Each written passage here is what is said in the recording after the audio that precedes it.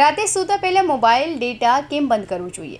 હવે તમે વિચારતા હશો કે જ્યારે તમારી પાસે વાઈફાઈ અથવા અનલિમિટેડ ડેટા પ્લાન હોય તો તેનો ઉપયોગ કેમ ન કરવો. પરંતુ તાજેતરમાં એક કિસ્સો પ્રકાશમાં આવ્યો છે, જેમાં એક ટ્વિટર એન્જિનિયરે એક ટ્વીટમાં જણાવ્યું છે કે એપમાં બેકગ્રાઉન્ડ માઇક્રોફોનનો ઉપયોગ થઈ રહ્યો છે.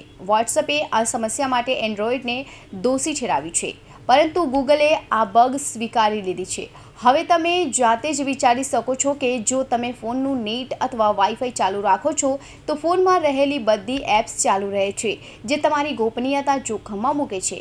જ્યારે મોબાઈલ ડેટા ચાલુ હોય છે ત્યારે તે તમારા ઉપકરણને માલવેર, વાયરસ અને હેકર્સ તમારા ફોનને સરળતાથી હેક કરી શકે છે. આ એટલા માટે છે કારણ કે તમારો ફોન હંમેશા ઇન્ટરનેટ સાથે જોડાયેલ છે.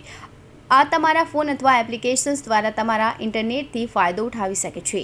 લોકેશન કે વ્યક્તિગત માહિતી ટ્રેકની સમસ્યા.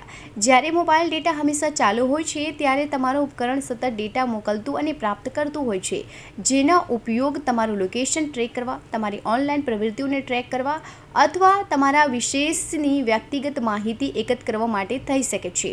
જો તમે રાતે તમારા ફોનનો ડેટા બંધ કરો છો તો તે ફક્ત તમારી ગોપનીયતા પર નિયંત્રણ રાખતું નથી, પરંતુ તમને બીજા ઘણા ફાયદા પણ મળે છે. આનો પહેલો ફાયદો એ છે કે તમારો ડેટા સેવ થાય છે, એટલે કે ડેટાનો બિનજરૂરી ઉપયોગ કરવા કરતાં તેનો સેવ કરવો વધુ સારું છે. સોશિયલ મીડિયા એપ્સના નોટિફિકેશન તમે વારંવાર પરેશાન કરશે નહીં.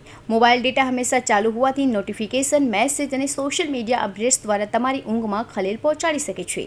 ખરેખર આ તમારા સ્વાસ્થ્યને પણ અસર કરે છે. જેમ કે જો તમે ઇન્ટરનેટને કારણે વારંવાર નોટિફિકેશન ચેક કરતા રહો છો તો તમે યોગ્ય રીતે ઊંઘી શકતા નથી, જે તમારા સ્વાસ્થ્યને પણ નુકસાન પહોંચાડી શકે છે.